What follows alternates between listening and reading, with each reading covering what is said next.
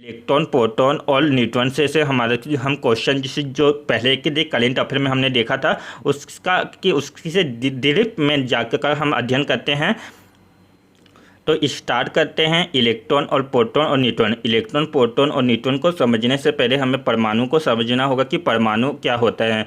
तो कोई भी तत्व जो होता है, कोई भी तत्व क्या होता है, एक ही प्रकार के परमाणु से मिलकर बना होता है। और यहाँ देख किसी तत्व का सबसे छोटा रूप, सबसे छोटा रूप क्या होता है, परमाणु होता है। लेकिन इसे ऐसा पहले माना जाता है कि तत्व का सबसे छोटा रूप परमाणु होता है, लेकिन बाद में जैसे जैसे साइंस ने डेवलपमेंट किया उससे उसे पता चला कि परमाणु से भी छोटे कण होते हैं।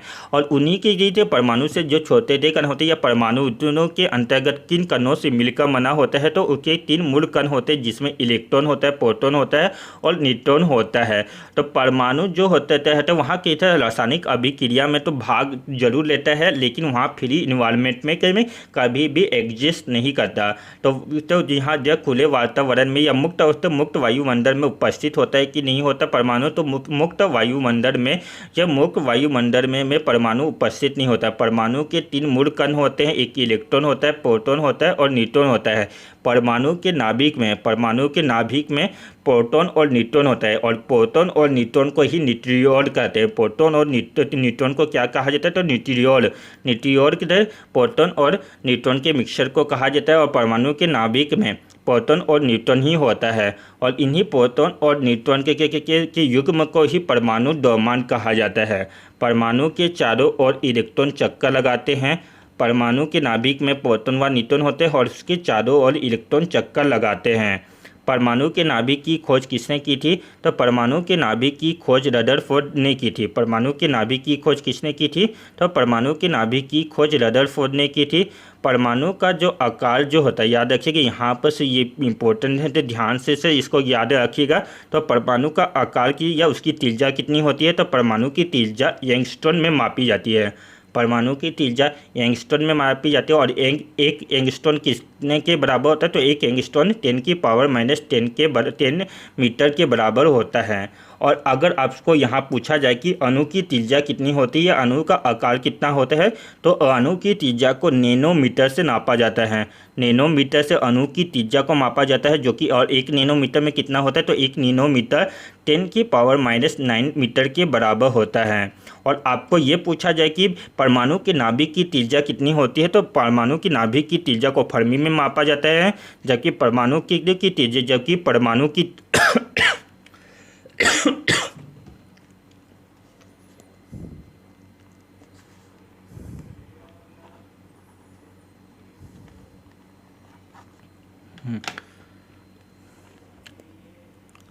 जबकि परमाणु के नाभिक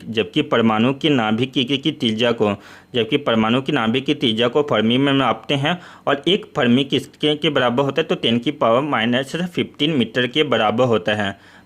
परमाणु की त्रिज्या एंगस्ट्रॉन में मापा जाता है, और अणु की जो त्रिज्या होती थी वहाँ नैनोमीटर में मापा जाता है। और परमाणु की नाभिक की ऊर्जा फर्मी में मापा जाता है, और एक फर्मी 10⁻⁻15 मीटर के बराबर होता है। परमाणु मॉडल का सिद्धांत किसने दिया था, तो परमाणु मॉडल का सिद्धांत रदरफोर्ड ने दिया था। परमाणु मॉडल का सिद्धांत किसने दिया था, तो परमाणु के मॉडल का सिद्धांत रदरफोर्ड ने दिया था। अब हम इलेक्ट्रॉन, प्रोटॉन और न्यूट्रॉन की प्रॉपर्टीज़ को देखते हैं। तो इलेक्ट्रॉन की खोज किसने किया था, तो इलेक्ट्रॉन की खोज जे थॉमसन नामक वैज्ञानिक ने किया था। जे थॉमसन ने इलेक्ट्रॉन की खोज किया था। और यहाँ जे थॉमसन ने जो इलेक्ट्रॉन की खोज किया था वहाँ किस विधि के द्वारा या किस मॉडल के द्वारा इसकी खोज किया गया है, तो जे थॉमसन ने प्लग मॉडल विधि के द्वारा या तरबूज के मॉडल के द्वारा इलेक्ट्रॉन की खोज किया था। इलेक्ट्रॉन की खोज के लिए इलेक्ट्रॉन को परमाणु में इलेक्ट्रॉन होते हैं, इसकी खोज किसने की थे, तो परमाणु में जो इलेक्ट्रॉन होते हैं या इलेक्ट्रॉन की खोज जे थॉमसन ने अपने प्लग मॉडल सिद्धांत के थ्रू इसकी खोज की थी। और इलेक्ट्रॉन में कैसा आवेश होता है, तो इलेक्ट्रॉन में लीन आवेश होता है। इलेक्ट्रॉन एक लीन आवेशित कण होता है इलेक्ट्रॉन का द्रव्यमान 9.1 10 की पावर -31 kg होता है। याद रखिए kg में यहाँ पर 9.1 10 की पावर -31 kg होता है इलेक्ट्रॉन का द्रव्यमान। और इलेक्ट्रॉन का जो एक द्रव्यमान होता है वो हाइड्रोजन परमाणु के द्रव्यमान का कितना होता है, तो इलेक्ट्रॉन का द्रव्यमान हाइड्रोजन परमाणु के द्रव्यमान का 1/1831वां भाग होता है। 1831वां भाग होता है हाइड्रोजन परमाणु का, जबकि इलेक्ट्रॉन का द्रव्यमान प्रोटॉन के द्रव्यमान का कितना गुना होता है, तो यहाँ प्रोटॉन के द्रव्यमान का 1836वां भाग होता है। 1836वां भाग होता है कौन होता है, इलेक्ट्रॉन। तो इलेक्ट्रॉन होता है वो कौन सा होता है, प्रोटॉन के द्रव्यमान का 1836वां भाग होता है, जबकि हाइड्रोजन 1831वां भाग होता है इलेक्ट्रॉन का।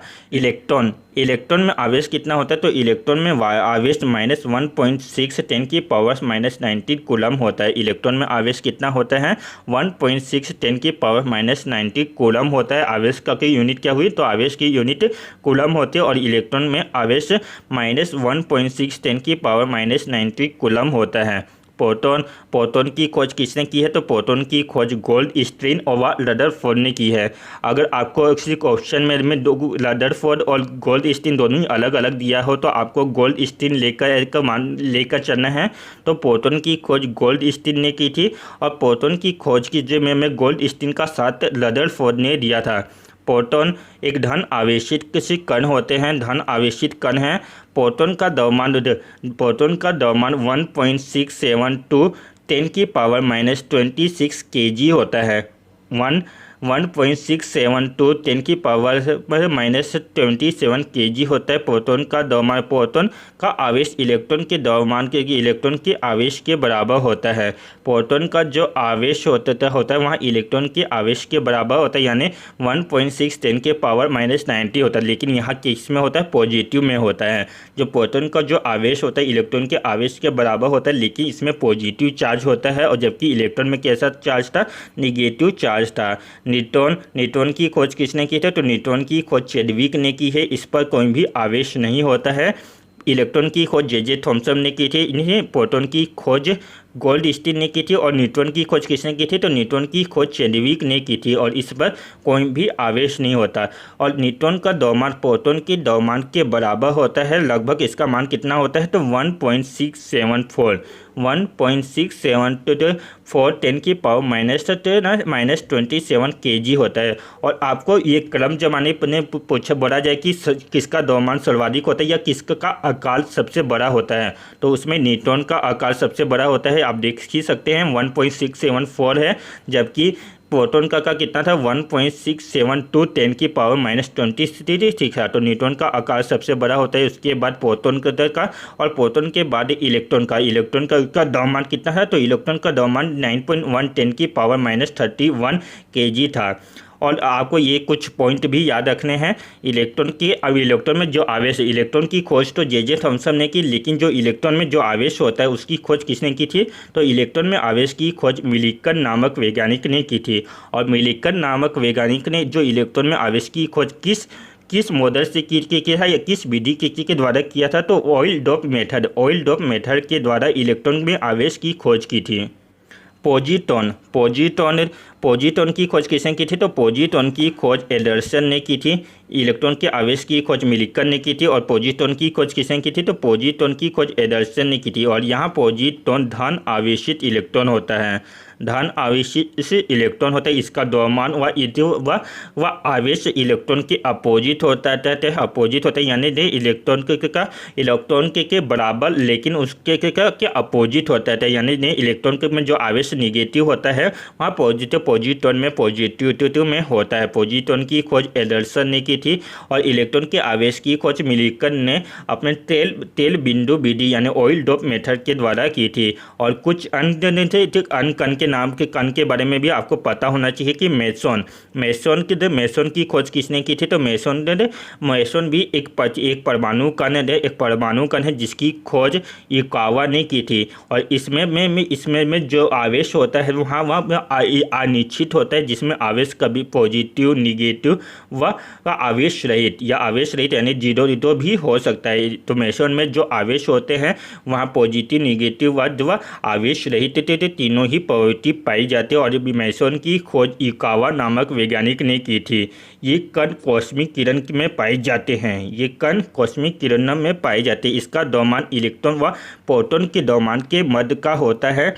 मेसन का जो द्रव्यमान होता है वहाँ इलेक्ट्रॉन व प्रोटॉन के द्रव्यमान के बराबर होता है। न्यूट्रिनो की खोज किसने की थी? तो न्यूट्रिनो की खोज पाउरी ने की थी। जबकि मेसन की खोज किसने की थी? तो मेसन की खोज इकावा ने की थी।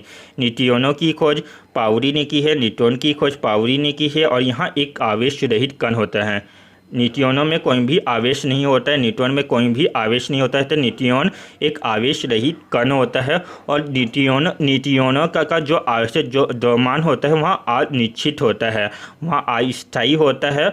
और यहाँ तथा इलेक्ट्रॉन से कम होता है। जो इलेक्ट्रॉन न्यूट्रिनो का जो आवेश होता है वहाँ आवेश रहित होता है। और यहाँ इसका द्रव्यमान अनिश्चित होता है। तो वहाँ कौन सा कण है जिसका द्रव्यमान अनिश्चित होता है? तो वहाँ न्यूट्रिनो है। और वहाँ कौन सा कण है? तो वहाँ कौन सा कण है जिसका आवेश अनिश्चित होता है? तो वहाँ मेसन है। मेसन का आवेश अनिश्चित होता है, जबकि न्यूट्रिनो का द्रव्यमान अनिश्चित होता है। एंटीप्रोटॉन की खोज किसने की थी? तो एंटीप्रोटॉन की खोज सेगले नामक वैज्ञानिक ने एंटीप्रोटॉन की खोज की थी। यह एक लीन आवेशित कण होता है। एंटीप्रोटॉन लीन आवेशित कण होता है। इसका द्रव्यमान प्रोटॉन के बराबर होता है। एंटीप्रोटॉन का जो द्रव्यमान होता है वहाँ प्रोटॉन के बराबर होता है, लेकिन इसमें कोई चार्ज जो होता है, आवेश जो होता है वहाँ ऋणात्मक होता है। कवाक एक काल्पनिक मूल कण है जो कि पदार्थ के निर्माण में मौजूद होता है। और इसका चक्रण पॉजिटिव 1/3 से लेकर पॉजिटिव 2/3 होता है। तो किसका कवाक का जो चक्रण होता है 1/3 से 2/3 होता है। जबकि टेडोन का जो चक्रण होता है -1/3 से पॉजिटिव 2/3 होता है। और एक और कण को याद रखें, फोनॉन क्या होता है? एक ध्वनि का लघुत्तम कण होता है। फोनॉन ध्वनि का लघुत्तम कण होता है जो कि धीर किस्त्री कीट में कंपन में फोनॉन में पाया जाता है, जो कि धीर किस्त्री की कंपन से फोनॉन का पाया जाता है। फोनॉन क्या है? ध्वनि का एक लघुत्तम कण है। तो एक क्विक रिवीजन कर लेते हैं। परमाणु के 3 मूल कण होते हैं, इलेक्ट्रॉन, प्रोटॉन और न्यूट्रॉन। परमाणु के नाभिक में प्रोटॉन और न्यूट्रॉन होते हैं जिसे न्यूट्रियॉन कहते थे। और परमाणु के चारों ओर इलेक्ट्रॉन चक्कर लगाता है। परमाणु के नाभिक की खोज रदरफोर्ड ने की थी। परमाणु का आकार या त्रिज्या एंगस्ट्रॉन में मापा जाता है, जबकि अणु की त्रिज्या नैनोमीटर में नापी जाती है। और परमाणु के नाभिक की त्रिज्या फर्मी में मापी जाती है। 1 फर्मी 10⁻⁻15 मीटर के बराबर होता है। परमाणु मॉडल का सिद्धांत रदरफोर्ड दिया था। और इलेक्ट्रॉन की खोज जे थॉमसन ने अपने प्लग मॉडल के सिद्धांत से दिया था। इसमें यहाँ लीन आवेशित होता है। इसका द्रव्यमान 9.1 10⁻31 kg होता है। और इलेक्ट्रॉन का द्रव्यमान हाइड्रोजन परमाणु का 1/1831वां भाग होता है, जबकि इलेक्ट्रॉन का द्रव्यमान प्रोटॉन के द्रव्यमान का 1/1836वां भाग होता है। इलेक्ट्रॉन का आवेश वहाँ से -1.6 10⁻90 कूलम होती है। प्रोटॉन की खोज गोल्डस्टीन व रदरफोर्ड ने की थी। और यहाँ धन आवेशित होता है। प्रोटॉन का द्रव्यमान 1.672 10⁻27 kg होता है। प्रोटॉन का आवेश इलेक्ट्रॉन के आवेश के बराबर होता है। न्यूट्रॉन की खोज चैडविक ने की थी। यहाँ एक आवेश रहित कण होता है। इसका द्रव्यमान प्रोटॉन के द्रव्यमान के बराबर होता है, तो लगभग 1.674 10⁻27 kg होता है। इलेक्ट्रॉन के आवेश की खोज मिलिकन ने की थी। और मिलिकन ने इलेक्ट्रॉन के आवेश की खोज ऑयल डोप मेथड से की थी। पोजिट्रॉन की खोज एडरसन ने की थी, जो कि धन आवेशित इलेक्ट्रॉन होता है। मेसन की खोज इकावा ने की थी। यहाँ एक अनिश्चित आवेश होता है, इसमें एक अनिश्चित आवेश होता है। और यहाँ कण कॉस्मिक किरण में पाए जाते हैं। इसका द्रव्यमान इलेक्ट्रॉन व प्रोटॉन के द्रव्यमान के बराबर होता है। न्यूट्रिनो की खोज पाउरी ने की थी, जो कि आवेश रहित कण होता है और इसका द्रव्यमान अनिश्चित होता है। न्यूट्रॉन का द्रव्यमान अनिश्चित होता है। एंटी प्रोटॉन की खोज सेगले ने की थी, जिसका द्रव्यमान प्रोटॉन के द्रव्यमान के बराबर होता है और इसमें लीन आवेशित होता है। तो कवाक एक काल्पनिक मूल कण है, काल्पनिक जो कि पदार्थ के निर्माण में मौजूद होता है, जबकि फोनॉन ध्वनि का लघुत्तम कण है, ध्वनि का लघुत्तम कण है। और 1 इलेक्ट्रॉन वोल्ट तो किसके के बराबर होता है? तो 1 इलेक्ट्रॉन वोल्ट 1.6 10 की पावर -90 जूल के बराबर होता है। और 1 किलो वाट आवर किसके बराबर होता है? तो 1 किलो वाट आवर 3.6 10 की पावर -6 जूल के बराबर होता है। तो आज के लिए इतना